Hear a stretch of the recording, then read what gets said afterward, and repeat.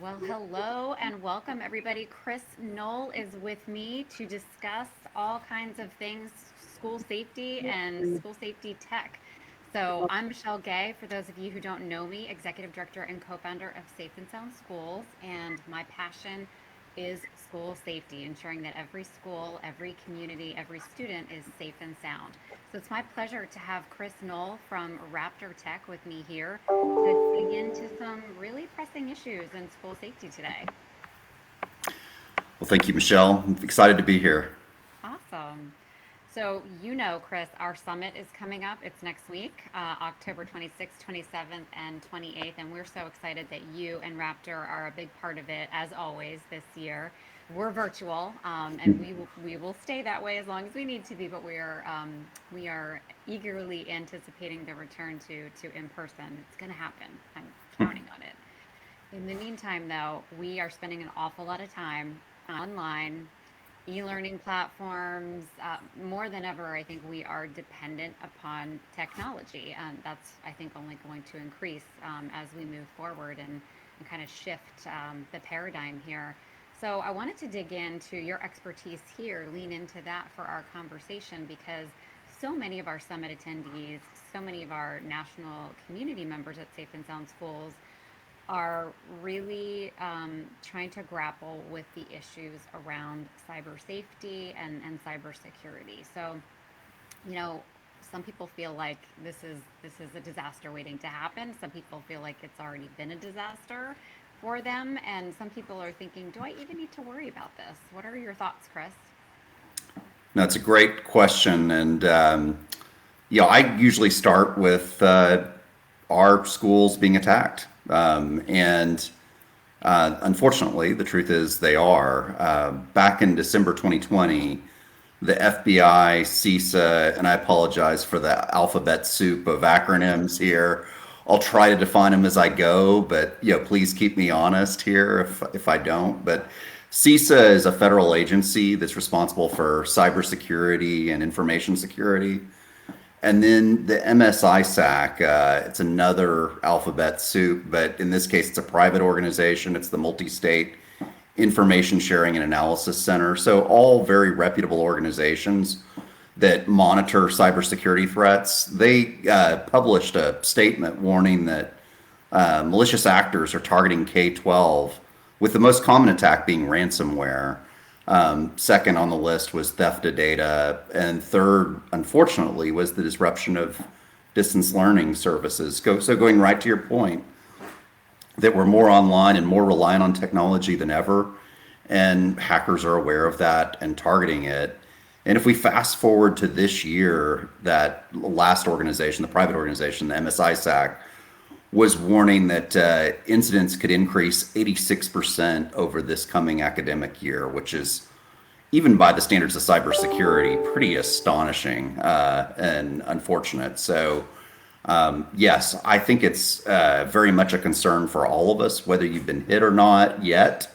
It may be an issue, but it's coming, and every district needs to prepare for it. Every school needs to prepare for it. I think to your point about have you been hit yet or not. Sadly, for a lot of our school communities, it's it doesn't become a pressing issue until, unfortunately, it is upon them, and they're in a reactionary position. And several of the school communities that we work with.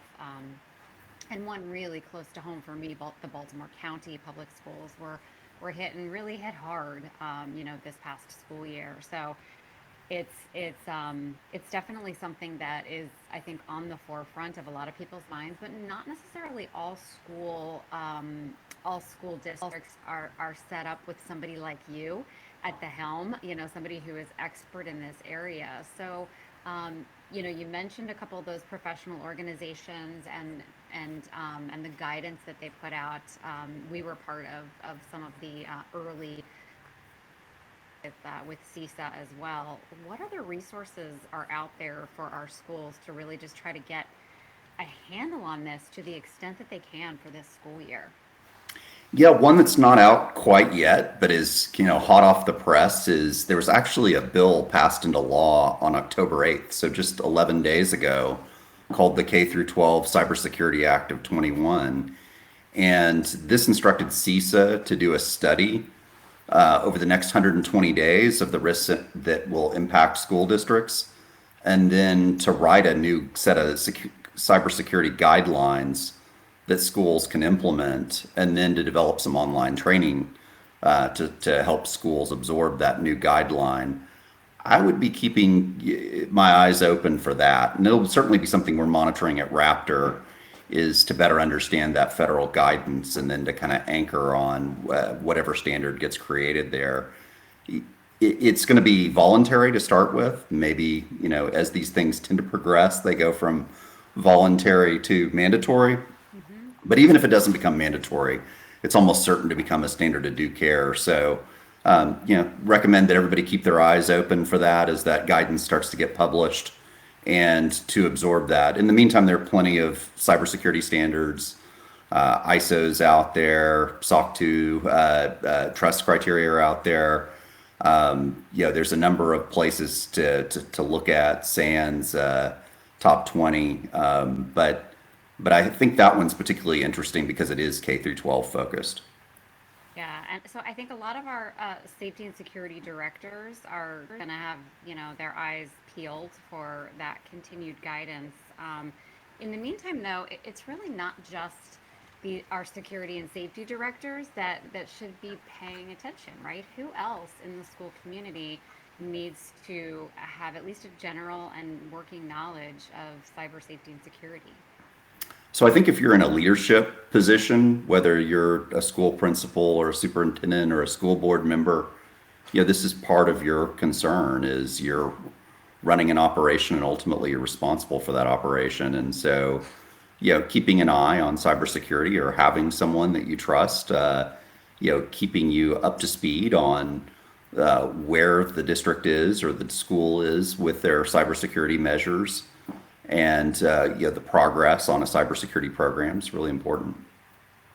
So, what are some of the things that schools can be doing to protect themselves? Because it's like I said, it's not just the directors, right? It's the leadership folks, and it's the day-to-day users of technology, students, teachers, and staff members, right? Yeah, for sure. We all have a role to play in securing our organizations. For the IT folks in the audience, I would say it starts with just understanding what you have in your district. What hardware do you have? What software do you have? What vendors have access to your network or that you rely on and share data with? It sounds really basic, but if you don't know what you have or who you're doing business with, you really can't secure that relationship or that hardware and software. So start with that inventory. And then I think, for any organization, but especially for an organization that, may not have a lot of IT resources and a lot of IT security specialists, look to make this someone else's problem as much as possible. So, where possible, use SaaS software from reputable vendors that have invested in their security. Where you can't use that. Can I pause you there for a second to just even Sure. explain to some of the lay people on, on this Facebook Live, what the heck is this? What is SaaS software? Yeah, no, thank you. Again, keeping me accountable on all the alphabet soup of acronyms here. So SaaS is software as a service. So think about this as rather than software you buy and install on your own hardware and your own network, this is software that operates in the cloud. Office 365 is probably, or Google applications are probably SaaS applications you're very familiar with.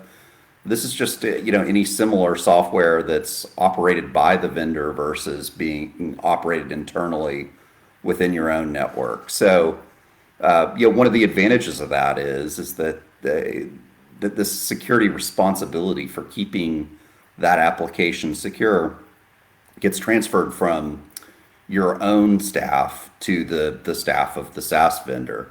Now, of course, that's only as good as the SaaS vendor security, but in general, being specialists at it and this being our business, It's a little easier for us to focus on keeping up with patches, keeping up with all our security controls, staying up with the latest compliance standards like this new one that's about to come down Yeah. than it is, for an internal organization that's got many applications, many thousands of users, a lot of security concerns that you can't hand off. So, where possible, I always like to hand it to a party who can be single focused on accomplishing that objective. Yeah, I mean, I think that's really critical for our school communities because our schools are run by people like me, right? We don't necessarily come from an IT background. We are educators who have worked our way up into leadership positions.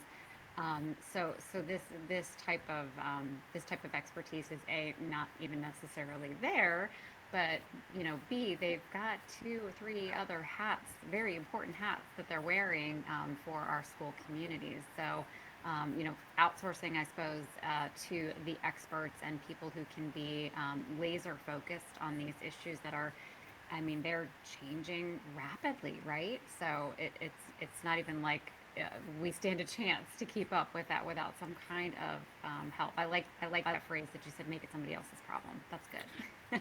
Yeah, and I think that you really hit on a key thing about cybersecurity as opposed to physical security. I mean, physical security changes, controls can degrade over time, things break, but at a much slower rate. I mean, in Right. general, when you have locks on the doors, they tend to stay effective for a long, long time. With cybersecurity, I mean, there are tens of thousands of new vulnerabilities that are discovered every year. So just because it was secure yesterday doesn't mean it's going to be secure tomorrow. And that really is the biggest headache and concern is you're kind of on this treadmill of keeping up with the latest patches, the latest changes that introduce risk into your environment. So again, to the extent you can hand that off to someone else to manage on your behalf, and again, you need to make sure that they're a responsible party who are going to do the right things. But it's great when you can find one and make that their problem. Exactly. I'm all for it. So can we dig in a little bit deeper for some examples of what our schools should do to really minimize that attack surface, as you call it in your world, and maybe we even back up a little bit and talk about what that attack surface is. Sure. Yeah. So, attack surface is just any exposure to the internet or the broader community that a hacker could potentially take advantage of and use to compromise your network, introduce ransomware, do one of these other, kind of disruptive acts, or worse, maybe steal sensitive data. So, what does it mean to minimize attack surface? Well, again, your applications are frequently a way that your environment gets compromised, and so being able to hand that responsibility to a SaaS provider is one way. Yeah, I think too that there's something of a misnomer out there. It's I think the word's beginning to get out, but I would just give a plug for the major cloud providers out there, the AWSs, the Googles, the Azures. If you have infrastructure that you need to run your school, take a look at those major cloud providers. They have security practices that are pretty awesome. They don't cover everything because they're just operating infrastructure, Hmm. but what they do cover is done at a world-class level. So being able to take advantage of again, their skills and their focus is a great way to limit, what you have to take care of. And then there are going to be residual elements of hardware and software that you have to manage. That's just part of the nature of having a campus. And so, keeping up with patches and version updates, again, it's kind of a continuous treadmill, but it's a necessary one. The FBI recently published the most common attacks, and not surprisingly, they traced the success of those attacks back to end of life software, open network ports and unpatched systems. So, all things that you would find in a commercial organization as well. It's really about this kind of operational blocking and tackling that helps you secure your organization. Outstanding. I mean, it's just so much to think about. So, what are some of the things to be aware of as schools are looking for these cloud-based systems, these SaaS providers? What are some of the things we should be looking at with regard to selecting the right people to provide those services for us? Sure. So, I think it starts with having a standard as a district about, what controls you expect. Again, I think this K-12 guidance that'll soon be coming from the federal government would be a great place to start. But yeah, I think most of the districts I've spoken with already have some sort of standard. Assess your vendors against whatever standards you'd have. You want them to at least meet that bar, if not have a higher bar.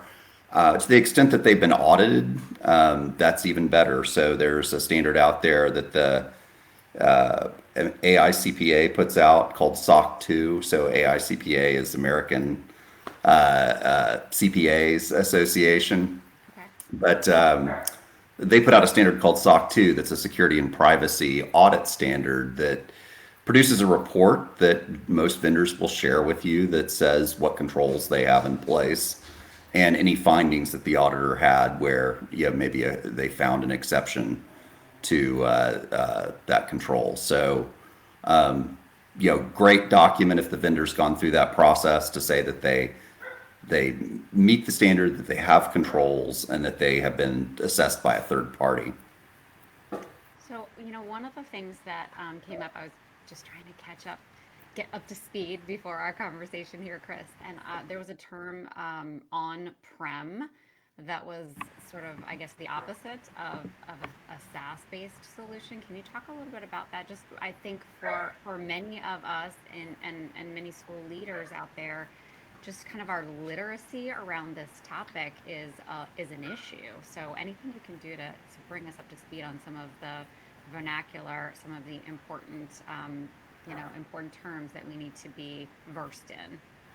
Sure. So on-premise just means that you are operating your software in your environment. So you're fully responsible for everything associated with physically securing that infrastructure, patching that infrastructure, and ensuring that the application itself is secure. So that's kind of So the that maximal amount of responsibility that Yeah, an so that would be organization. like if I'm thinking of my brother, whose name coincidentally is also Chris, and he is that for his company.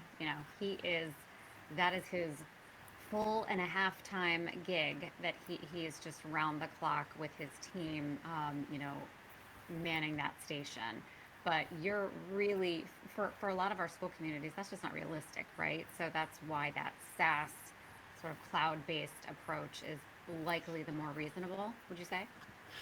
That's right. I think if you can find a SaaS provider that meets your needs and meets your security requirements, then that's the best answer because they then take responsibility for that security. Sort of second option would be uh, if you can host the application in a cloud environment like an AWS or GCP or Azure, then that's great because they take care of some of it, not all of it. And then if there will be things that you need to keep in your own environment, just understand that that means that you're really responsible for the full set of cybersecurity responsibilities. And that'll require more staffing, more effort. To your point, someone like your brother who can keep up with all this. Right, and liability. I mean, our school communities are very focused on liability. They are housing some of the most precious data about the most precious people that we have in our communities, in our country. So certainly something to consider. Um, Something else that I was looking at as a sort of pitfall in that came up in my research preparing for this conversation. Just that there's concern about a lot of school communities who may have a tendency to sort of ignore or maybe bury security findings from leadership or whoever their SaaS or on-prem kind of person is, their go-to person. But that's something that you're recommending folks be really careful about, correct? Yeah, for sure. I mean, I think at the end of the day, having you're never going to have 100% security. The NSA, the CIA, they don't have 100% security. I mean, once you have a computer, you have a risk, and so it's really about how do you manage that risk, just like all the other risks in life and in general. Part of governing any institution is understanding the risks that it's exposed to and taking appropriate action to mitigate those risks. And security is no different. So, not sharing that information with leadership is really depriving leadership of the chance to give you the resources to help you do your job or to accept the risk because maybe there are other risks that need to be funded ahead of making improvements on the cybersecurity program. But in any case, that's a governance decision that really belongs with the school board or the superintendent or someone who's making decisions on behalf of the organization.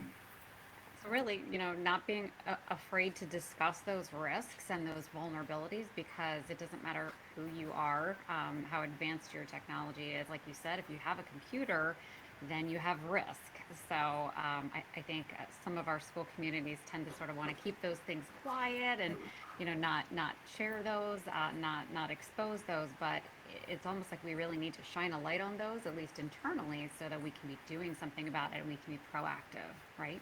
Yeah, that's again, I'll kind of come back to the new federal guidelines that'll be coming out. I think that's a great opportunity for people to show leadership in their organizations as those guidelines come off the press to be, some of the first districts to assess yourself against those and really show your organization that you're doing your conscientious job to protect the organization and evaluate yourself against that baseline and then just look to improve over time. I think a lot of people look at security a little bit as a dark art. Yeah. There's sort of this mystical expertise.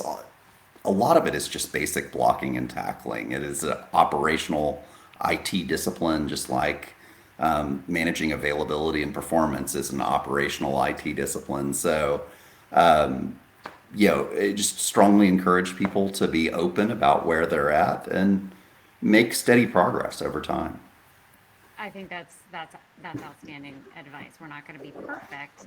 We say when we talk a lot about school safety, we talk about practice makes progress. It's never going to make perfect, but the more that we are diligent, the more we keep after this, the more we keep it out in the light of day, the better we can become at it. So what are some of the sort of no cost, low cost sort of tactics or practices that we can be doing within our school communities, just like we do with, say, fire drills or, duck and cover drills or school violence prevention? What are some of the things that we can be doing to sort of bring that into our culture of safety as well? So, security awareness is one thing that I think can easily be overlooked by organizations. One of the most common ways ransomware, for example, will get into an organization is through a phishing attack, which really comes back to, I mean, there are some security controls you can have in place to mitigate that, but a lot of it comes down to user education and, don't click on that link in the email.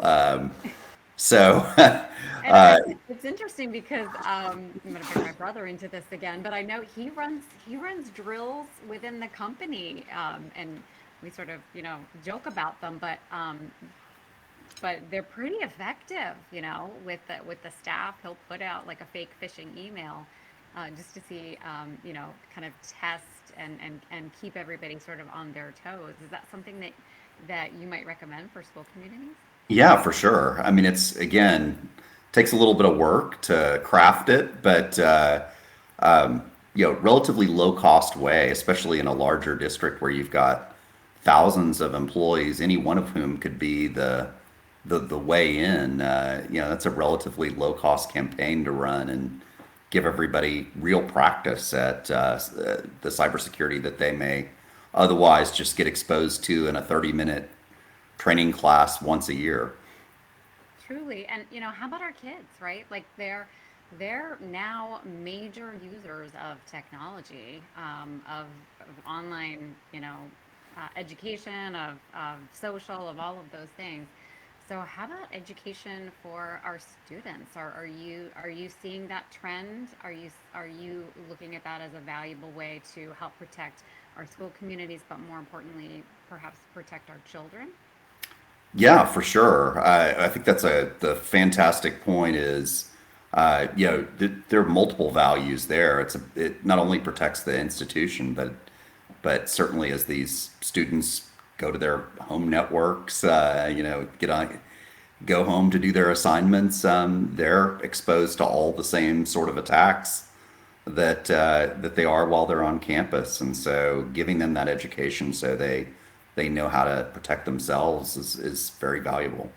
So just like we talk about life skills of safety, in the broader context of school safety, same thing here, right? This is just another version of that. We want our students, we want our staff, our community members to have those life skills, not just for safety within the building and on campus, but as they go out into the world, as they go home, as they go into the workplace. These are things, unfortunately, that are now a part of our lives. Yeah, all too much, unfortunately. Right, right. But we can do this. Like you said, it's not rocket science, but it does take discipline. It does take awareness and ongoing education. So sounds like we're going to be having plenty more of these conversations, Chris, going forward as we look to shore up the safety and security of our schools and communities in terms of cyber this year and for all the years to come. So I so appreciate you taking some time out of your busy day and away from your duties to share some insights with us and help us to be very forward thinking as we enter another very heavy online school year, right? Oh, yes. Well, thank you. Glad that we could take some time today to talk about a really important topic, and so anytime. Excellent. Well, thank you for all that you do, and thank you to Raptor too for being so supportive of so many of our school communities and our mission at Safe and Sound Schools. It's always a pleasure to work with you guys. Yeah, our pleasure. All right. Have a great day, everybody. Thanks for joining us.